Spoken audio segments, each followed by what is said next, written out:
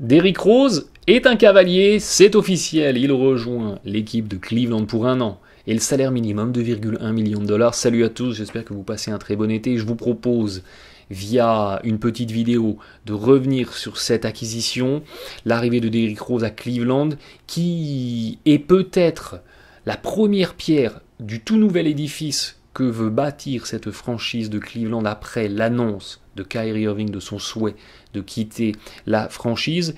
Et c'est aussi peut-être le premier domino qui tombe, vous savez, dans la pile et qui, dans son sillage, fait tomber tous les autres dominos. Il y a donc potentiellement beaucoup d'imbrications à cette arrivée de Derrick Rose et c'est ça dont je voulais parler dans cette vidéo, mais trêve de blabla. Ok, trêve de blabla et place aux faits avec donc Derrick Rose qui arrive au salaire minimum pour 1 an et 2,1 millions de dollars dans cette franchise de Cleveland, une franchise de Cleveland qui a maintenant 143 millions de dollars de masse salariale, 15 joueurs avec 2 Tavares et Felder qui ont des contrats non garantis, donc qui potentiellement ne seront peut-être pas conservés au début de la saison pour limiter un petit peu la casse, mais toujours est-il que présentement l'effectif est complet à 15 joueurs, ce qui génère, d'après mes calculs, une taxe de luxe, en incluant les 2 joueurs dont je vous ai parlé au contrat non garanti. Une taxe de luxe de 84,5 millions de dollars, donc vous faites 84 plus 143. Et vous arrivez pratiquement à 230 millions l'année prochaine à débourser du côté des Cavs pour payer les joueurs. Record absolu dans l'histoire de la NBA, tous les précédents sont pulvérisés. Alors ce qui est étonnant, c'est que du côté des Cavs, on avait un tout petit reliquat de mid-level exception de 2,5 millions de dollars. Donc moi je m'attendais, c'est ce que je vous avais dit sur Twitter, à ce que Derrick Rose arrive au Cavs pour 2,5 millions. Eh bien Cleveland, pour minimiser encore un petit peu l'impact sur la taxe, a réussi à l'avoir pour 2,1 millions. C'est que 400 000 dollars, vous me direz, c'est pas grand-chose, mais à ce niveau-là, eh bien en répercussion taxe, c'est pas mal. Donc voilà exactement la genèse de cette arrivée et la question que je vous posais, que je me posais, c'est est-ce que ce mouvement est le premier d'une longue série? Est-ce que le soap opéra de l'été côté Cleveland va connaître de nombreux épisodes et de nombreux rebondissements? Et quelles sont maintenant les options pour les Cavs? Eh bien, c'est ce que je vous propose de débattre et de vous présenter dans cette vidéo.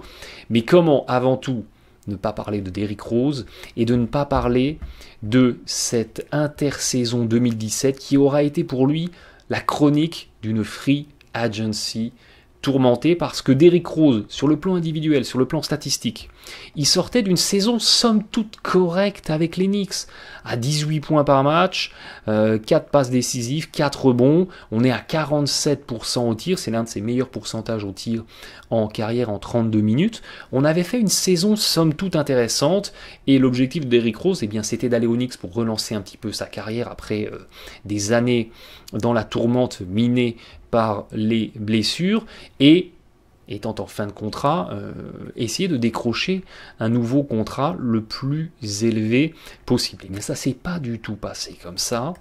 Et ce qui est très intéressant, c'est qu'à cette intersaison, un autre meneur qui a un profil un petit peu similaire à Derrick Rose et qui vraiment pour schématiser, je sais que ça n'est pas le cas, mais c'est vraiment pour schématiser, qui a des stats relativement similaires à celles de Derrick Rose, donc pour revenir sur le cas de Jrue Holiday.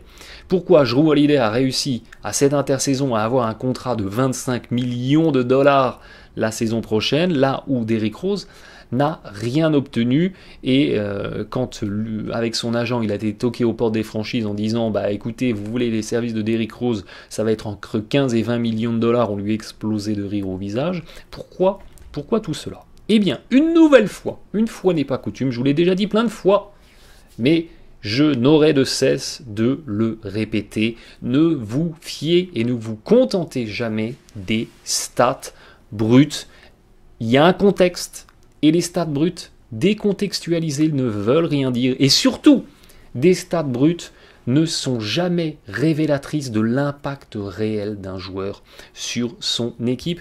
Et Derrick Rose, malheureusement pour lui, il sort encore d'une saison dans laquelle il n'aura eu aucun impact réel sur sa franchise. Regardez du côté des Knicks, on repart avec 17 de PER, ce qui est pas mal. 17 de PER, c'est vraiment pas mal, c'est au-dessus de la moyenne.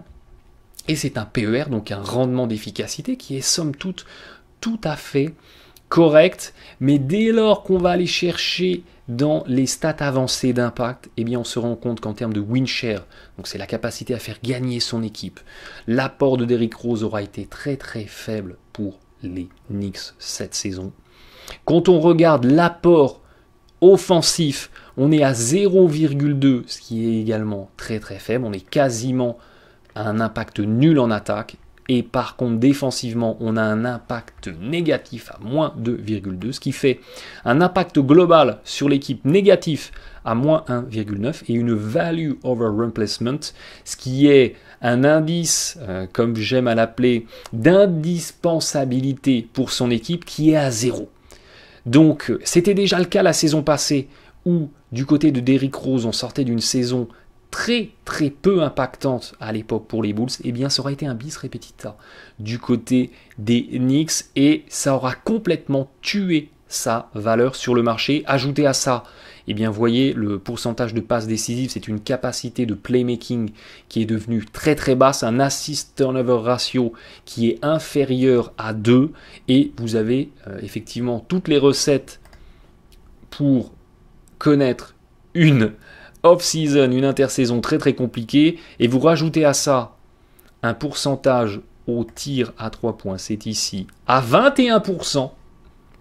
Dans une ligue qui est tombée folle amoureuse du tir à 3 points, vous êtes un extérieur, vous êtes à 20% de réussite à 3 points, ça veut dire que dans un tiers des séquences en attaque, vous n'existez pas. Et évidemment, ça fait peur à plein de franchises. Et si on regarde maintenant dans le détail des on-court, off-court pour ce qui concerne Derrick Rose, c'est d'autant plus intéressant que regardez, la saison passée, Derrick Rose, il a été sur le terrain dans 50% des situations. Donc, globalement, du côté des Knicks, on a eu 50% du temps Derrick Rose sur le terrain, 50% il n'était pas sur le terrain. Donc, pour comprendre ça, si Derrick Rose avait joué 82 matchs, 48 minutes par match, plus les quelques prolongations, il serait à 100%. Donc là, il est à 52%, donc une chance sur deux de voir Derrick Rose sur le parquet côté Knicks. Et bien, quand il a été sur le terrain, les Knicks ont eu un niveau offensif à 111, un niveau défensif à 115, ça fait un différentiel à moins 4,5. Et quand il n'a pas été sur le terrain, les Knicks ont eu un niveau offensif à 106, moins de qualité d'attaque, mais un niveau défensif bien meilleur à 110, et le différentiel reste toujours négatif, mais il passe à moins 4,2.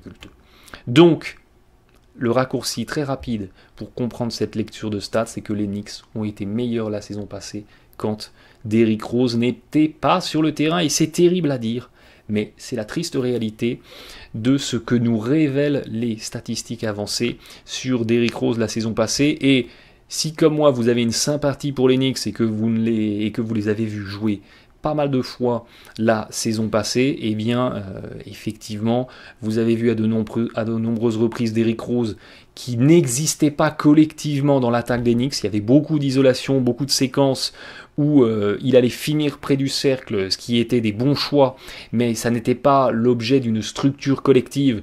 Donc dans le collectif, il existait peu. Dès que les Knicks essayaient de jouer en triangle, ils ne savaient pas du tout où se placer, ils faisaient casser les attaques. Et défensivement, c'était très perméable et Derrick Rose ne venait pas aider. Et quand dans une équipe vous avez Rose, Anthony, etc. qui ne viennent pas aider, défensivement vous prenez. Donc saison très compliquée sur le plan de l'impact et du collectif au sortir des Knicks. Alors vous allez me dire, mais pourquoi du coup les Cavs se sont intéressés à Derrick Rose? Eh bien à 2,1 millions de dollars, le salaire minimum, il n'en reste pas moins une très bonne pioche. Et même si c'est un joueur relativement peu impactant, à ce prix-là, c'est une affaire. Parce qu'il y a quand même 17 de PER et il y a quand même des capacités à aller finir fort près du cercle. Pas spécialement de playmaking, mais il y a déjà un créateur du côté des Cavs, c'est LeBron James. Donc, ça peut parfaitement faire l'affaire. Et puis, ça permet aussi à cette équipe des Cavs eh bien, de commencer à réfléchir au départ de Kyrie Irving avec un petit peu plus de sérénité. Et la première imbrication, qui est pour moi quasi certaine avec cette arrivée de Derrick Rose, c'est que Kyrie Irving va quitter les Cavaliers. Il y avait encore, jusqu'à il y a quelques heures avant l'arrivée officielle de Derrick Rose, il y avait encore de grandes probabilités que, même si Kyrie Irving avait émis le souhait de quitter la franchise, il y avait encore de très grandes probabilités que les Cavs disent « Attends Coco, c'est pas toi qui décides, ça se passe pas comme ça, tu as signé un contrat, tu honores ton contrat il est avec les Cavs, donc tu restes avec les Cavs. » Il y avait encore une très très grosse probabilité que Irving n'aille nulle part et soit conservé par Cleveland. Sauf que l'arrivée de Derrick Rose, au salaire minimum, le fait que Rose accepte de venir à Cleveland pour le salaire minimum, c'est pour moi parce qu'il a eu la garantie de devenir le meneur titulaire de l'équipe. Je ne vois pas comment Derrick Rose aurait accepté cette offre des Cavs en ayant la promesse d'être un 6e homme, peut-être même un 7e ou un 8e homme, et de jouer en sortie de banc et d'avoir au maximum 16 ou 18 minutes de temps de jeu comme Deron Williams la saison passée. Parce que l'objectif de Derrick Rose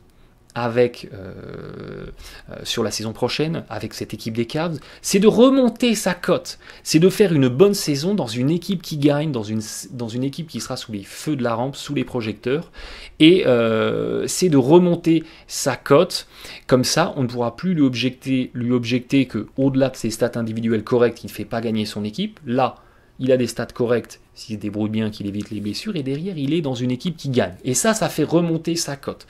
Parce que Derrick Rose, dites-vous bien que là, il a 28 ans, je crois, de mémoire, il est normalement à un moment de sa carrière où il doit signer le contrat max. C'est à ce moment-là qu'on est théoriquement à l'apogée de sa carrière, et c'est à ce moment-là qu'on doit faire signer aux équipes les gros chèques. Donc, le deal de Derrick Rose aux Cavs au salaire minimum, c'est « Ok, je viens ». Mais je suis titulaire, je fais remonter ma cote, et derrière, je me relance. C'est pas du tout pour jouer aux côtés de LeBron James ou de jouer dans une équipe qui peut éventuellement aller gagner le titre. C'est pas du tout ça le cœur de la démarche. Si vous lisez ça dans un article, c'est un article signé par les bisounours. C'est pas du tout ça. C'est je remonte ma cote pour avoir derrière un gros contrat. Donc, en sortie de banc à 16 ou 18 minutes, Derrick Rose est enterré et sa cote ne remonte pas. Ou alors elle remonte pour un remplaçant, mais à 6-7 millions la saison, c'est pas du tout ce que veut Derrick Rose.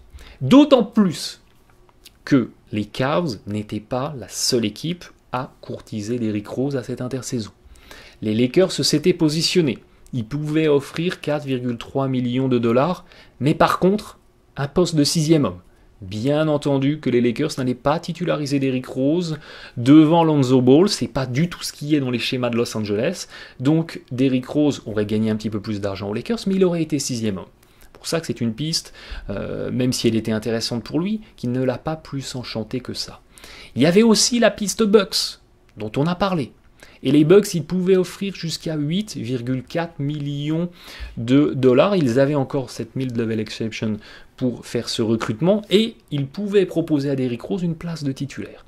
Et c'était une offre qui, pour Derrick Rose, était tout à fait attractive. Équipe compétitive, Milwaukee, un salaire somme toute correct. Peut-être que les Bucks n'auraient pas proposé autant, mais ils auraient pu le faire. Financièrement et au niveau de la structure de l'équipe, dans les exceptions restantes, c'était faisable, et on lui aurait proposé un poste de titulaire. Donc pour que Derrick Rose y refuse ces offres-là, qui sont somme toute intéressantes, il faut forcément que les Cavs lui aient dit implicitement qu'ils allaient se séparer de Kyrie Irving et qu'il serait le titulaire de l'équipe, parce que sinon Rose n'aurait eu aucun intérêt à accepter cette offre. Pourquoi aller faire le remplaçant à Cleveland quand vous pouvez être titulaire et gagner plus à Milwaukee?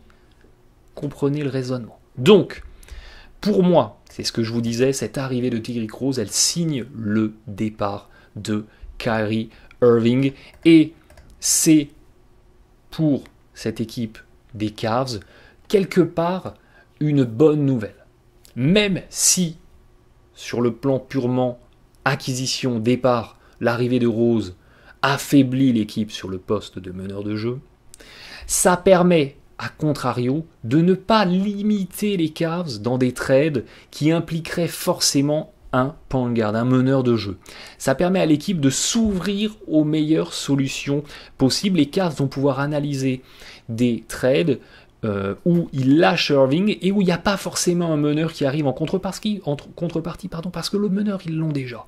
Ils ont déjà Derrick Rose, et ça, c'est intéressant, parce que ça ouvre le spectre des possibilités, et n'oubliez pas que structurellement, cette équipe de Cleveland, je vous l'ai déjà dit plein de fois, mais elle est terriblement déséquilibrée. Dans la rotation, il n'y a qu'un seul pivot classique, c'est Tristan Thompson, et il fait 2m6. Il fait 2m6, il est undersized, il est, entre guillemets, petit pour un intérieur, et au sortir de Tristan Thompson, il n'y a pas d'intérieur classique dans la rotation. L'autre intérieur, c'est Channing Frye, mais c'est même pas un vrai pivot. Il passe son temps à tirer à 3 points. Donc, on est terriblement déséquilibré dans cette équipe de Cleveland. Et on a besoin de défense. 22e défense de la NBA en 2017. Si Cleveland veut réaliser une intersaison pertinente, il faut absolument qu'il fasse des recrutements qui compensent les faiblesses de l'équipe, ou bien qui améliorent encore les forces. C'est toujours les deux solutions. Soit vous compensez les faiblesses, soit vous améliorez encore les forces qui occulteront vos faiblesses. Mais les Cavs, ils ont besoin de défense. Ils ont besoin de défense. Ils ont besoin de rebond. 19e équipe de la NBA au rebond la saison passée. 20e au rebond offensif. Cette déstructure, ces faiblesses défensives, ces faiblesses au rebond, elles n'offraient à cette équipe des Cavs qu'un seul scénario de victoire possible. C'était la victoire dans une orgie offensive, et une orgie offensive qui passait par une adresse à 3 points hors du commun.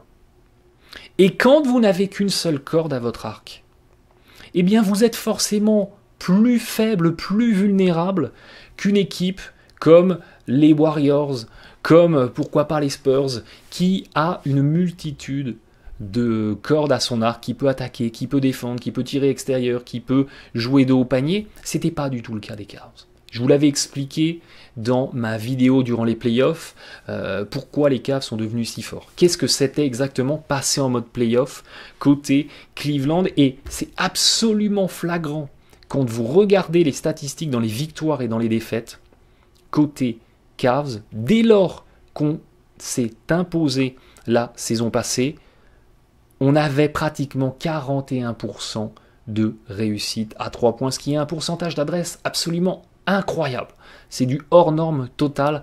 Par contre, dès lors qu'on s'inclinait, on avait un pourcentage à 3 points à seulement 34%, ce qui est 2 points en deçà de la moyenne NBA. Et quand vous comparez les autres statistiques, eh bien, il n'y a pratiquement pas de variation. Au rebond, c'est quasiment pareil. Au ballon perdu, c'est quasiment pareil. Interception contre, c'est quasiment pareil. Le vrai facteur différenciant victoire-défaite la saison passée, c'était l'adresse à 3 points. Et voyez que quand on s'imposait en moyenne avec un très très gros écart de pratiquement 12 points, et qu'à contrario, quand on s'inclinait avec un très très gros écart en moyenne moins 12 points. Donc on était complètement dans un mode on ou off côté Cavs. C'est soit l'adresse était au rendez-vous et on gagnait, soit l'adresse n'était pas au rendez-vous et on perdait, parce que derrière on ne pouvait pas arracher le stop défensif, on est trop faible en défense.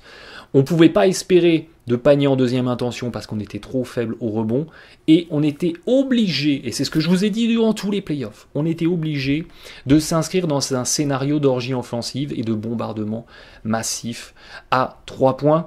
Ça marche dans la conférence Est, ça marche face aux équipes play-off à l'Est, parce que le niveau est très très faible. Mais dès que vous tombez face aux machines de guerre, aux vaisseaux amiraux de la conférence Ouest, eh bien c'est pas suffisant. Et cette équipe des Cavs, si elle veut réussir son intersaison, elle doit absolument aller faire des recrutements qui gomment ces lacunes-là et qui multiplient les cordes à l'arc des Cavs. Autre problématique qui va dans le sens de ce que je vous disais, déséquilibre entre surexploitation du tir extérieur et du jeu extérieur et à contrario, relative faiblesse du jeu intérieur, c'est que cette équipe des Cavs, la saison passée, était la deuxième équipe qui tentait le moins de tirs à proximité du panier. Regardez, on avait en moyenne 36% de tirs tentés à moins de 3 mètres du cercle. Par contre, plus de 40% de tirs tentés au-delà de la ligne à 3 points. On était dans les équipes qui tentaient le plus de tirs de loin. Et c'est paradoxal parce que cette équipe des Cavs avait l'une des meilleures adresses de la ligue près du cercle. Donc on n'exploitait pas un compartiment dans lequel on avait un avantage comparatif sur les autres équipes. Et effectivement, on était toujours, dans ce que je vous expliquais précédemment, une équipe très extérieure dans des scénarios de victoire basés sur du tir de loin. Là où l'arrivée de Derrick Rose peut quand même être intéressante, c'est que c'est un joueur qui, la saison passée, tentait pratiquement 60% de ses tirs à moins de 3 mètres du panier. Donc c'est un joueur qui, la saison passée, a beaucoup attaqué le cercle, s'est beaucoup rapproché du cercle, et Cleveland a besoin de cette volonté d'aller se rapprocher du cercle pour rééquilibrer un petit peu ses ratios de tirs tentés. Il était à 52,5% de réussite dans ses tirs près du cercle, ce qui est un pourcentage somme toute correct, surtout comparé avec le partant, Kyrie Irving, qui lui tentait seulement 38% de ses tirs tout près du cercle, avec 53% de réussite. Donc en gros, on perd 53 pour récupérer 52.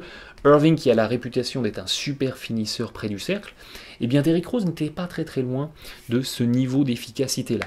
Alors l'une des grandes forces de Kyrie Irving, c'était son pourcentage à 3 points, absolument énormissime à 40% la saison passée, là où Rose est inexistant dans le tir à 3 points, mais c'est un mal pour un bien, parce que ça va obliger Cleveland à aller plus se rapprocher du cercle, et ça, c'est une bonne nouvelle. Défensivement, par contre, c'est le statu quo, les deux ne sont pas de bons défenseurs, et dans les capacités de playmaking, c'est également le statu quo.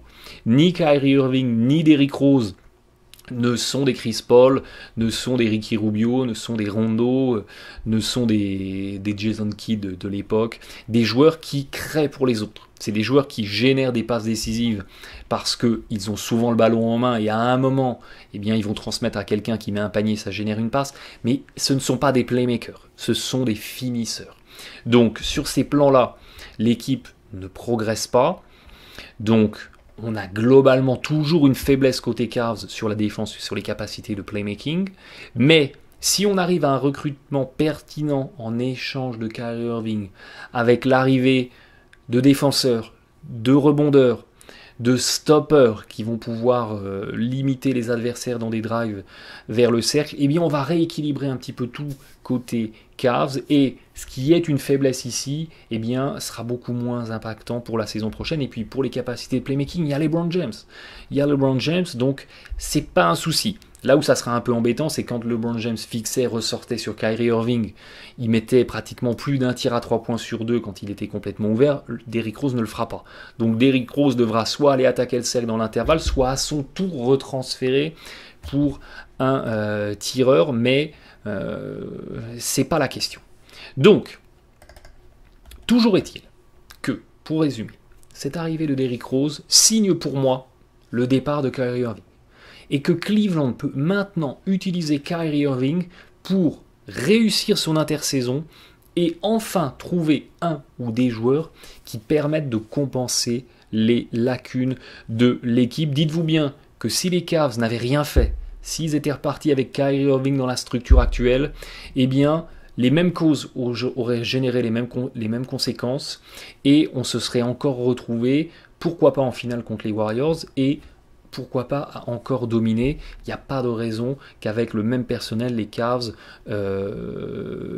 auraient réussi à se transcender et à surclasser leurs adversaires directs. Et puis avec des locomotives de l'Est qui commencent à prendre un petit peu d'importance, comme les Celtics, comme les Wizards, comme les Bucks, pourquoi pas aussi les Sixers, les Hornets. Il y avait potentiellement des rivaux à l'Est, pourquoi pas aussi les Raptors. Il y avait potentiellement aussi des rivaux à l'Est l'Est qui devenait un petit peu plus dangereux. Donc on allait de toute façon droit dans le mur si on faisait rien côté Cavs. À Cleveland de réussir maintenant à reprendre en main son destin. Il y a aussi, à très court terme, les finances qu'il faut absolument assainir. On peut pas se permettre sur la saison prochaine, on peut se permettre sur la saison prochaine de perdre encore de l'argent. C'est ce qui va se passer côté Cavs, mais on peut pas d'une manière pérenne, se dire qu'on va pendant 2, 3 ou encore 4 saisons perdre 70, 80, peut-être même 90 millions de dollars à l'issue de la saison régulière. C'est un gouffre financier beaucoup trop important et ça n'est pas viable. Donc le soap opéra de l'été continue. On suivra ça de très près. Bon été, bon match à tous.